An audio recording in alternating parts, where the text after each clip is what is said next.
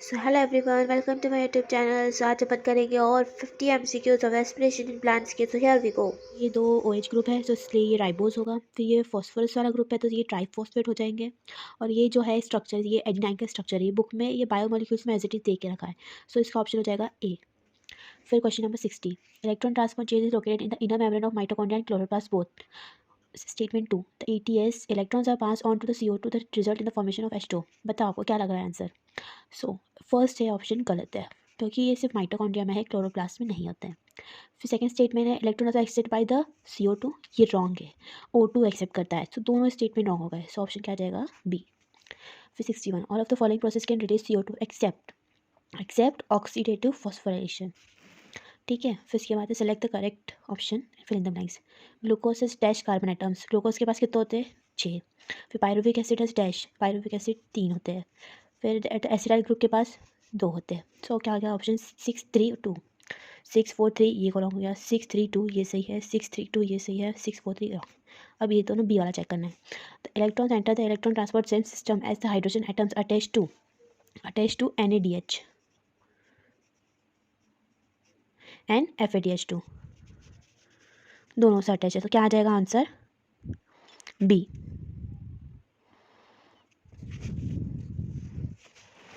फिर ये आप देख सकते हैं, आपके सामने इतना बड़ा स्ट्रक्चर आ गया है, पूरा NCERT का कॉपी करके उन्होंने दे दिया है।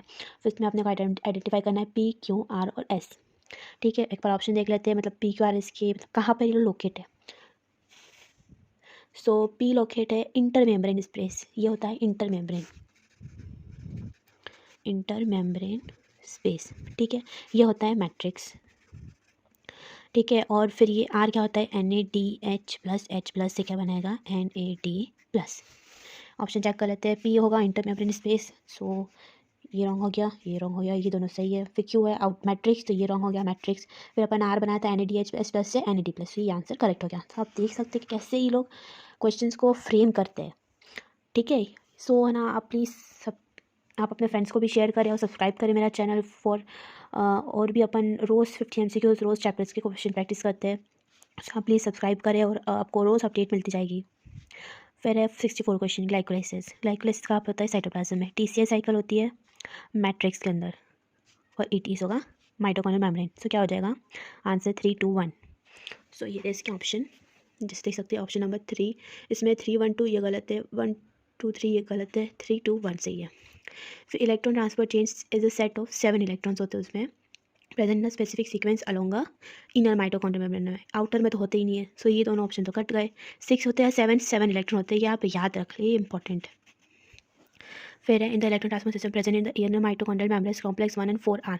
अब आपसे ये कॉम्प्लेक्स की नाम भी पूछ सकते हैं। सो फर्स्ट का नाम क्या है NADH डिहाइड्रोजनेस, और फोर्थ का नाम है साइटोक्रोम C ऑक्सीडेज। तो ये ऑप्शन आ जाएगा। ठीक है, देखो ये डायग्राम में भी देख लो।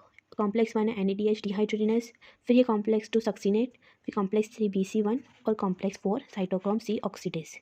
ठीक है, फिर आते हैं क्वेश्चन नंबर 67 पे। Oxidation of 1 NADH and 1 FADH give rise to this. एक NADH से 3 ATP निकलती है और 1 FADH से 2 ATP निकलती है। 3 और 2 आंसर आ जाएगा ए।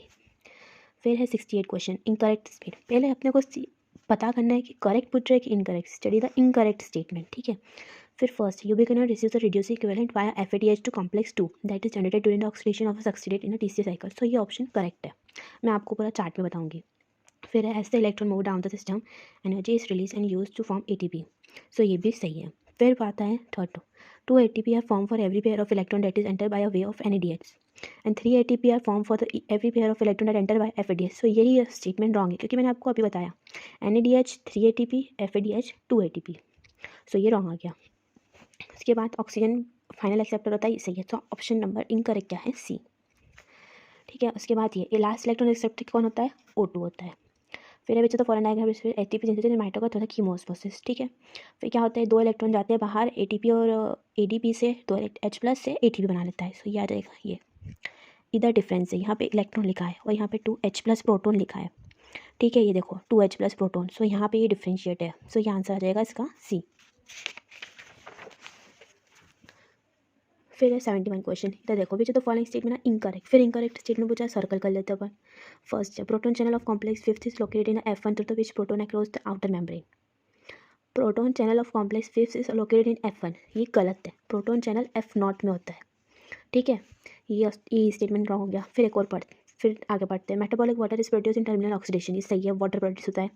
यूबिक्विनोन accept electron from both NADH dehydrogenase and FADH, ये भी सही है।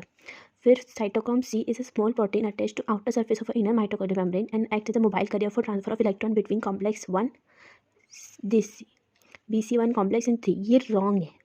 BC1 से नहीं करता है, साइटोक्रोम C से करता है। मैं आपको पूरी एज इट इज़ लाइन में बताती हूँ आपको।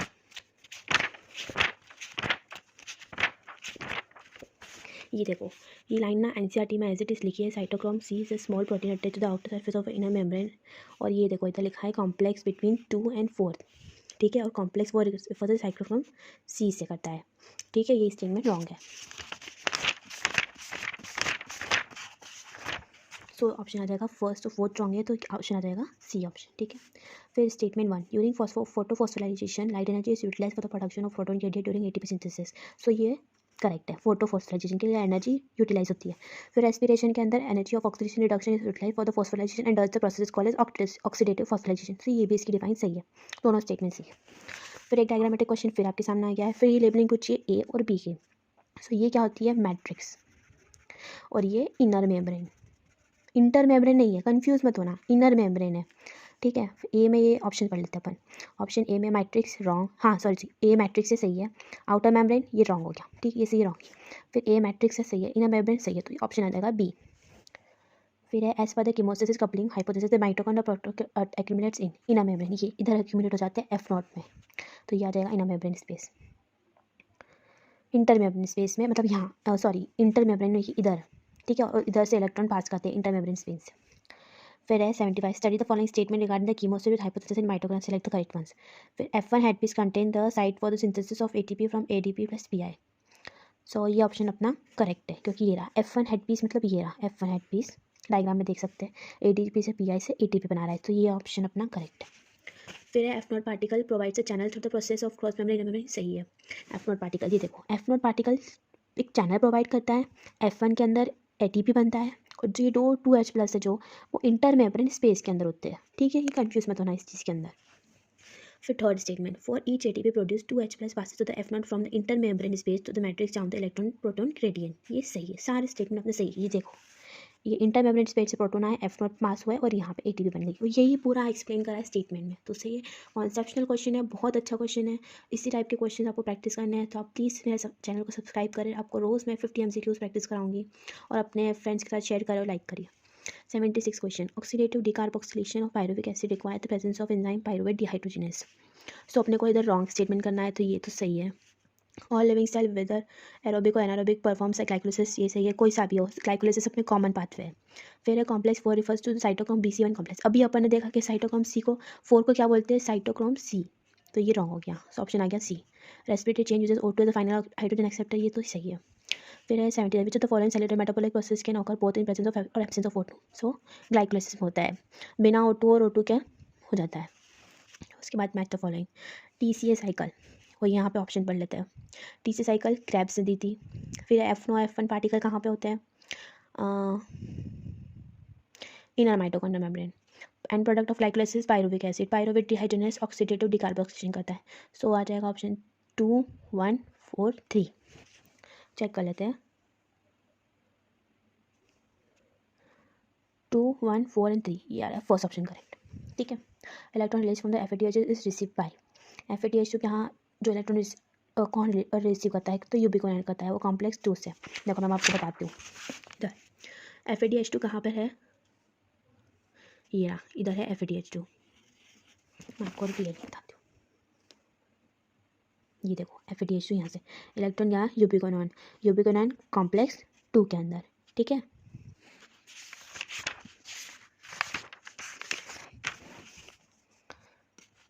फिर the following pathway outlines the correct order of during the aerobic cellular respiration, so क्या है, ग्लूकोज से ट्राइफॉस्फेट फिर पायरुवेट बनता है, क्रैब साइकिल होती है, CO2H2 और क्या प्रोड्यूस होती है, ATP, ADP नहीं होती है, ATP प्रोड्यूस होती है, ठीक है, ध्यान रखना।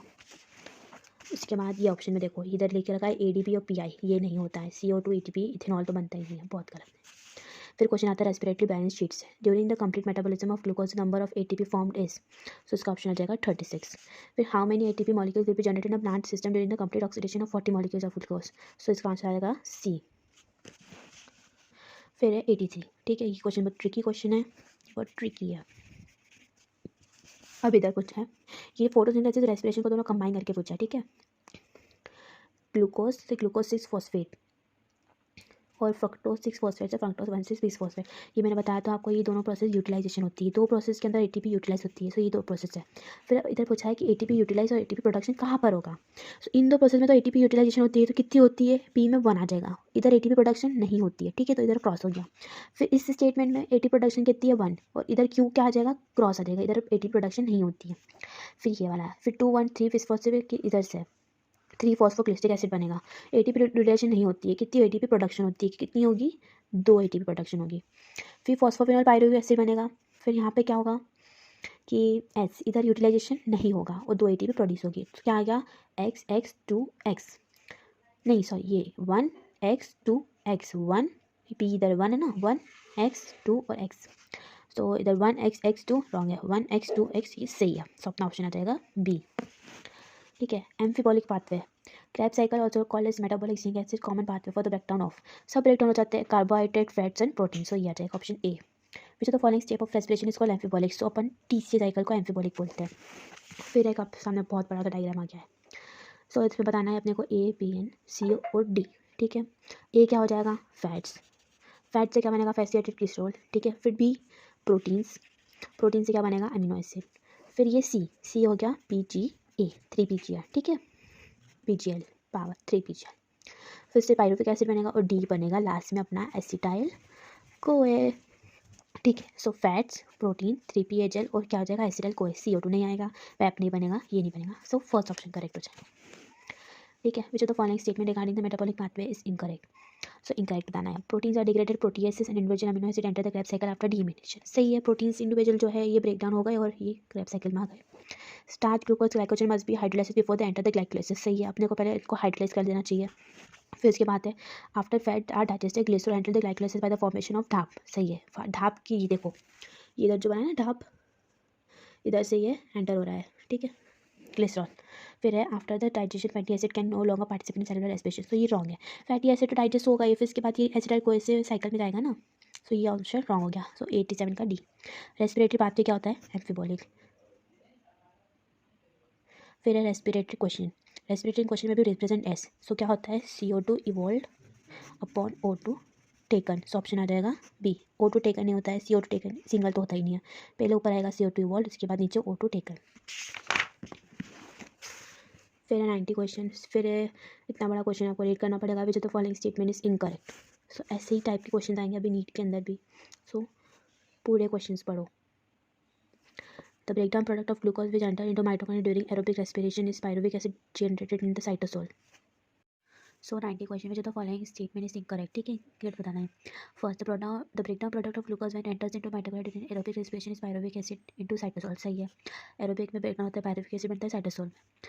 B when the electron passes from one carrier to another by complex 1 to 4 in the electron transport chain they are coupled of ATP synthesis complex 5 for the production of ATP from ADP and PI, सही है।